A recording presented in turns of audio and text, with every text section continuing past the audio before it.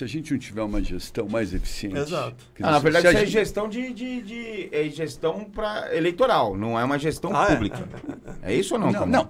Se você vai ter que... Para você enfrentar a questão da tarifa zero com responsabilidade, vai ter que ter uma ampliação na gestão, na competência na gestão, né? E nos componentes que fazem... Sobre os componentes que fazem a tarifa.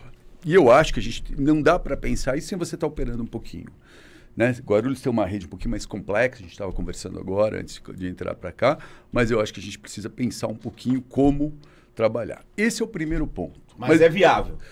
Eu acho que é viável do ponto de vista político. Eu acho que é uma questão de você optar ou não por prioridade. Por vista política ou de política pública? De política pública. Eu estou falando assim, em algum momento, era viável a gente gastar 25% com educação?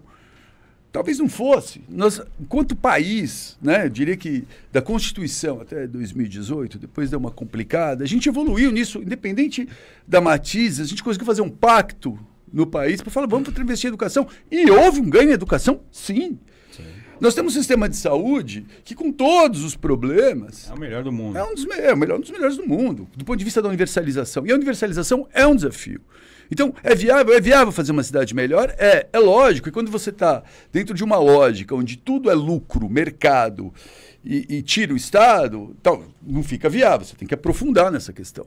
Mas eu acho que, uma vez aprofundando e tomando essa decisão, tem que ter uma gestão eficiente. E a gestão eficiente vai passar, inclusive, por dificuldades de gestão no campo progressista. A gente tem alguns problemas. Vivenciei isso. Então, acho que a gente precisa colocar. Agora, eu acho que a principal questão diz respeito à cidade. Do que eu estou falando? Se São Paulo paga por volta de 6 bilhões por ano, é porque você tem uma cidade feita onde as oportunidades estão concentradas numa região da cidade, que eu vou ter que atravessar agora para chegar atrasado, e um contingente populacional só para falar da capital, localizado Zona Leste, Zona Norte e Zona Sul, que diariamente se deslocam para o centro, tá? Se deslocam para o centro e é mais ou menos assim, a gente transporta uma Paris dessas regiões. E quando eu estou falando isso, a gente vai pegar o metrô, metade das viagens estão vazias. Porque os caras estão indo, vai todo mundo, não volta ninguém. Quer dizer, para dizer que não volta ninguém, tem os caras que sobem na Guilhermina, vão até Itaquera para ir sentado e voltam. Fazem viagem negativa. Agora, do ponto de vista operacional, esse sistema está muito caro. E uma das coisas que a gente tem ocupação urbana na leste é porque você tem acesso. Então, quando você deixar a tarifa viável, se você não tiver uma real gestão do urbano, nós vamos ter leste 3, leste 4 e leste 5. Porque o que acontece? O que impede? Vamos pegar Guarulhos. O que acontece que a gente não triplique a população de Soberana, do Fortaleza, do Cabo Sul? Melhores condições... Melhores não. Melhores condições econômicas de moradia, mas acaba tendo piores condições. Se você deixar a tarifa zero e não fizer uma regulação territorial pesada, que é infelizmente o que não acontece nas cidades, esta irracionalidade. São Paulo paga 6 bilhões porque tem uma lógica e uma dinâmica urbana irracional do ponto de vista urbanístico, extremamente planejada e irracional do ponto de vista imobiliário, porque abriu franja imobiliária. Tá acontecendo em Guarulhos também. Aconteceu em Guarulhos. Guarulhos está crescendo de uma forma... E Guarulhos tem um problema que é a sobreposição da rede municipal e intermunicipal, que é uma outra questão, que é um desafio maior. A gente não sabe o que é rede municipal e intermunicipal. No fundo, elas até se... Não, pra gente que entende, elas são diferentes. Mas pra população, ela é quase a mesma coisa. E quem opera o municipal e o inter? A gente tem, são duas coisas... A empresa é a mesma. A empresa é a mesma, mas o ônibus é diferente. Mas responde para lugar diferente. Governos diferentes. Não, são diferentes. E aí você pega Guarulhos, que você tem uma Dutra que você usa como avenida. Como avenida. Você pega uma Fernão Dias que você usa como avenida. Você pega a L. Smith que você usa como avenida. É complicadíssimo, né?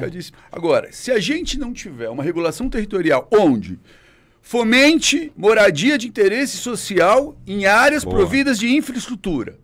2, contenha expansão imobiliária indefinida, o que vai ter uma briga efetiva com os donos de terra, lá para os lados da Pascoal Tomeu. Como é que a gente vai fazer isso? Lógico que tem que criar centralidades na ponta. Mesmo porque Guarulhos é uma cidade onde foi tudo grilado, né? Então, tem isso, inclusive, ainda, no centro, mas eu recentemente participei de uma discussão e intervi na questão do Morro do Amor, que era um local onde a prefeitura iria tirar. A gente levou um pessoal da USP, da Federal do ABC, para fazer. Era um caso clássico. Né? Região do Salgado Filho, valorizado, em determinado momento fala que está perigoso, que vai sair todo mundo.